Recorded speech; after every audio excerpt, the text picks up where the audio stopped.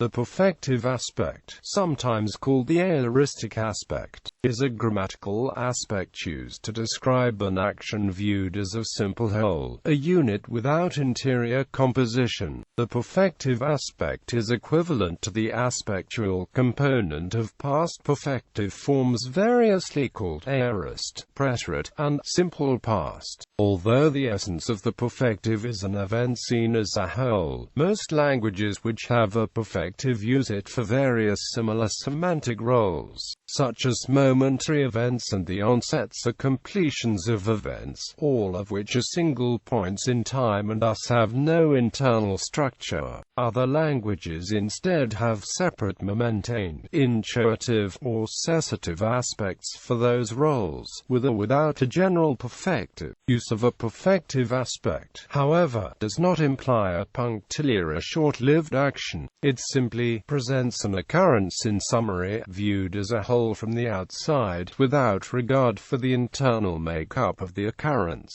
The perfective aspect is distinguished from the imperfective aspect, which presents an event as having internal structure, and from the prospective aspect, which describes impending or anticipated action. Aspects such as the perfective should not be confused with tense. Perfective aspect can apply to events situated in the past, present, or future. Equivalence in English. English has neither a simple perfective nor imperfective aspect. See imperfective and perfective for some basic English equivalents of this distinction. When translating from a language that has these aspects, they will sometimes be given separate verbs in English. For example, in ancient Greek the imperfective sometimes adds the notion of trited something, hence the same verb root. In the imperfective and aorist, respectively, is translated as look and see, search and find, listen and hear. Spanish is similar, with imperfect and preterite. Sabia, I knew, versus soup, I found out. Podia, I was able to, versus pud, I succeeded. Queria, I wanted to, versus quis, I tried to. No queria, I did not want to, versus no quis, I refused. Such distinctions are often highly language-specific. Marking. Languages may mark perfective aspect with morphology, syntactic construction, lexemes, particles, or other means. Die. The aspect marker, kn, grammaticalized from the word for, of send, indicates a certain type of under-constrained perfective aspect when it follows a main verb.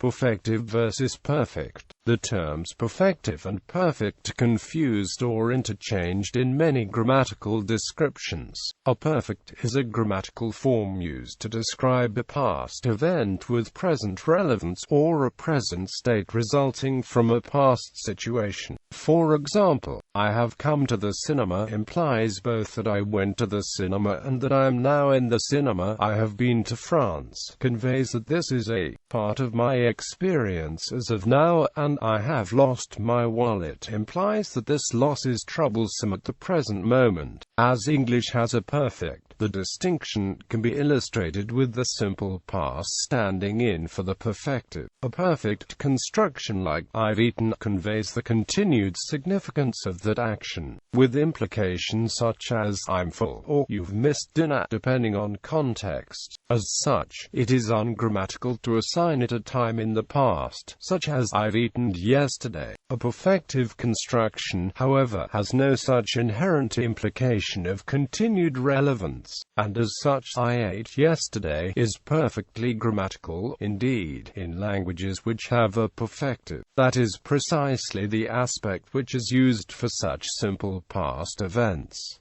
Traditional Greek grammar uses the term perfect in its modern sense. This was opposed to the aorist, which describes a unitary past action, and the imperfect, describing an ongoing past action. Latin, however, lost the distinction between perfective and perfect, and for morphological reasons the single form covering both uses was called the perfect. The two-way Latin distinction between imperfect and perfect carried over into the terminology of various modern languages, such as Slavic and the Romance languages, which have an aspectual distinction between imperfective and perfective. Here the word imperfect continues for the past imperfective, and the term preterite may be used for past perfective in contrast to the perfect. Because of the common confusion of the terms perfect and perfective, various authors have tried to replace one or the other. Some use the Greek term aorist for perfective, though this has the problem that it is commonly understood to mean specifically the past perfective. Others have replaced the perfect with anterior, though this can be ambiguous for those familiar with languages which have a true anterior tense. Less ambiguous is replacing perfect with retrospective or resultative.